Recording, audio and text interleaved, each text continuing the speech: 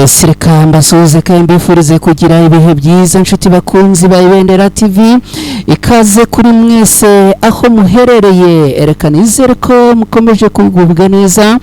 Uyu munsi turi kuwa kane ni tariki 18 z'ukwezi kwa 12 muri uyu mwaka wa 2025. Mwese mbahaye ikaze muri aya makuru n'amakuru twinjiyemo muri aya masaha n'amakuru kandi yagiye kwitsa no kwibanda mu burasirazuba bwa Repubulika Iharanira Demokarasi ya Kongo. Nababwira ko muri Kivu y'Amajyaruguru muri Masisi irwambikanye hagati y'abarwanyi b'intare za Sarambwe na FARDC ahitwa Ikinyumba. Uraza gusobanukirwa neza uko ibi byifashe. Ndakubwira kandi ko muri Warikare ibintu byazambye, ibintu byafashe indi ntera yo ku rwego rwo hejuru. Ibi nabyo ndaza kugusobanurira neza uko byifashe kugeza ubu ngubu. Ndaza kandi kukujyana mu gihugu cya Uganda, nkubwira ko kugeza ubu ngubu igihugu cya Uganda kigiye kwakira inama y'abakuru b'ibihugu yiga kuri Alliance Fleuve Congo 2023. Turaza kongera gusubira kandi muri teritwari ya Masisi muri Kivu y'Amajyaruguru muri Repubulika Iharanira Demokarasi ya Kongo. Babwire ibice bitatu abarwanyi b'intare za Sarambwe bamaze kwigarurira. Birumvikana imirwano ikomeye yabahuje na Wazalendo mu bice bitandukanye. Nizerere ko mwese muhari, ibitekerezo byanyu ndabikeneye cyane mu bime ku bwinshi. Hanyuma kandi ubwo umuherereye hose nizere ko mukomeje kugenda amugubwa neza. Ikaze rero kuri mwese hano ku Ibendera TV. Mu kanya gato cyane n'amakuru ku buryo burambuye.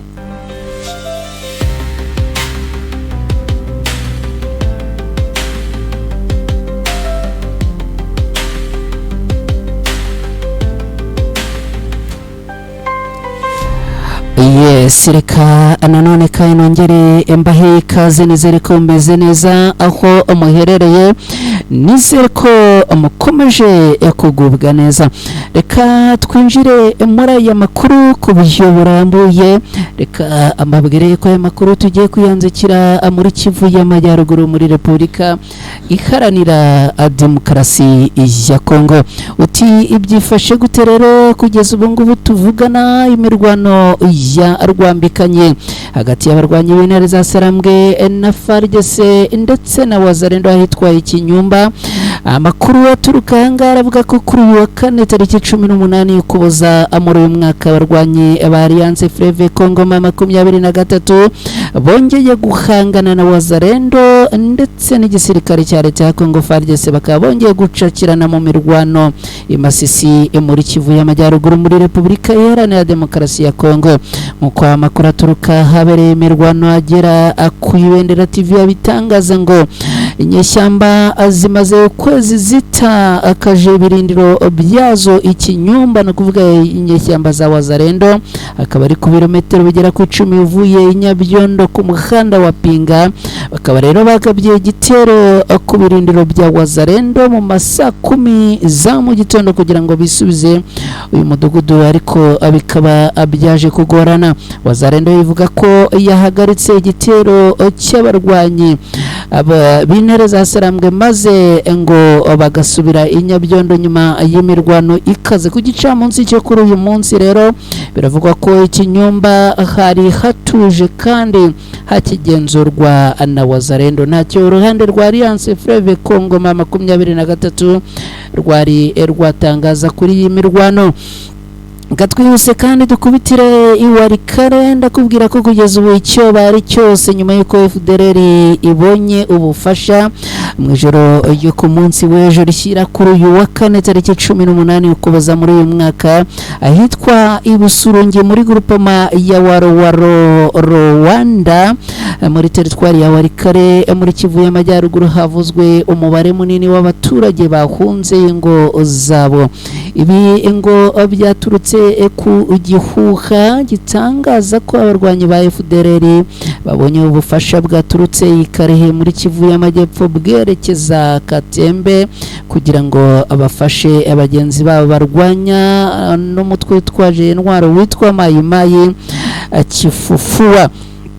umunyamabanga w'ubuyobozi bwa groupement ya Warowa Rwanda atangaje ko igice kinini cy'abaturage cyerekeje ihombo gishaka umutekano nk'uko aya makuru abitangaza. Ubwoba ngo ni bwinshi cyane kuri abaturage, bakaba rero bahunze cyane cyane inyuma y'uko zinyeshyamba za Mayima Kifufuwa zivuye Inyarambwe aho imirwano yari ikomereje ku gicamunsi icyo ku munsi w'ejo. Uyu muyobozi arasaba ingabo za FARDC ibusurungi zikongererwa ingufu kugira ngo zibuze abarwanyi ba FDLR kwinjira muri uyu mujyi. Iyi nkuru kandi ivuga ko mu mwaka w'2012 FDLR yakoreye ubwicanyi abaturage batuye ahitwa ibusurungi, na n'ubu abaturage baho ngo bakaba batari babyibagirwa kugeza ubu ngubu tuvugana. Twerekeze mu gihugu cya Uganda. Amakuru aturuka ngara avuga ko igihugu cya Uganda kigiye kwakira inama y'abakuru b'ibihugu yiga kuri Alliance Fleuve Congo 23. Uganda irateganya ngo kwakira inama y'abakuru b'ibihugu by'akarere ikazaba yiga ku mutekano wo muri Repubulika Iharanira Demokarasi ya Congo ukomeje kuzamba kubera imirwano ikomeje gusakiranya ingabo z'iki gihugu n'abarwanyi b'intare za Sarambwe. Umwe mu bayobozi bakuru muri Minisiteri y'Ububanyi n'Amahanga y'iki gihugu yatangaje ko imyiteguro y'iyi nama yamaze gutangira.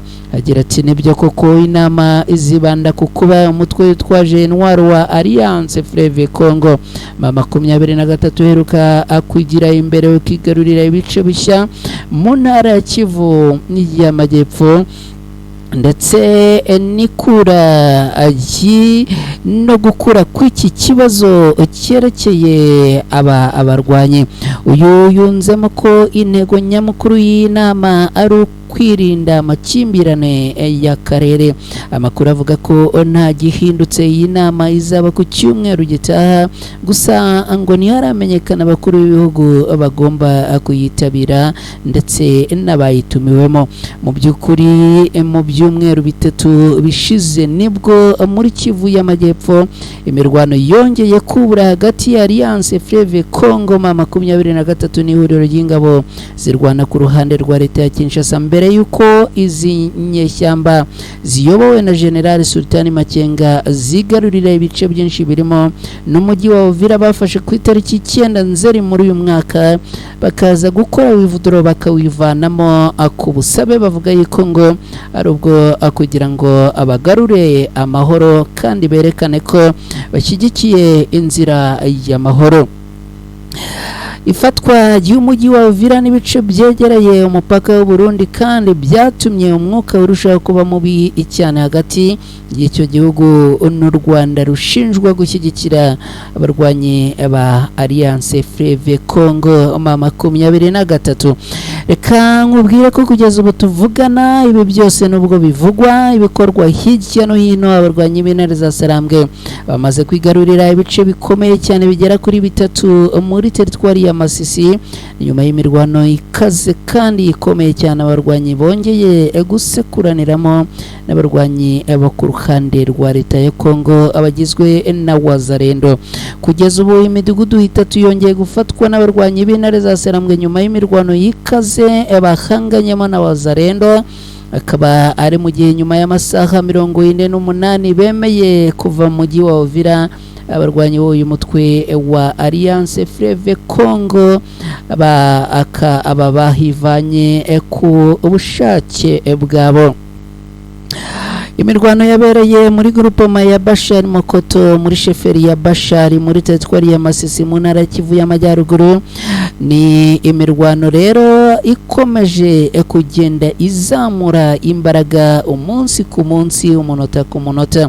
Ku ruhande rundi muri Kivu y'Amajyepfo kandi naho ibintu bikomeje kugenda biba ibindi biravugwa ko mu mujyi wa Uvira havumbuwe abawazarendo ngo baba bari bihishe bagamije kugaba ibitero mu bice abarwanyi b'intare za Sarambwe baba baramaze kwivanamo. Ubuzima bwa buri munsi burakomeza kugenda uzamba, ariko kandi birakomeza kugenda biba ikibazo hagati y'abarwanyi b'intare za Sarambwe n'abarwanyi bo ku ruhande rwa leta ya Kongo. Uyu mutwe rero hari ibyo wasabye mbere yo kuva muri uyu mujyi wa Uvira, no kuvuga Alliance Fleuve Congo, wanga ko hasubira igisirikare cya leta ya Kongo FARDC cyangwa wazarendo cyangwa se igisirikare cy'u Burundi. Kuba rero bivuga yuko haba hari wazarendo zafatiwe muri uyu mujyi wa Uvira, ibi biraza kuba ikibazo gikomeye cyane, ndetse biraza guteza impagarara ku bijyanye n'amahoro ya abarwanyi b'intare za Sarambwe bavuga yuko abo barimo guharanira ahangaha muri uyu mujyi wa Uvira. Nshuti bakunzi ba Ibendera TV, ni munyemerere tugane ku musozo. Ni update twagarukagaho muri aya masaha. Mwese nizere ko mumeze neza kandi mukomeze kugira ibihe byiza mukurikira gahunda za Ibendera TV kuko zo zirakomeza.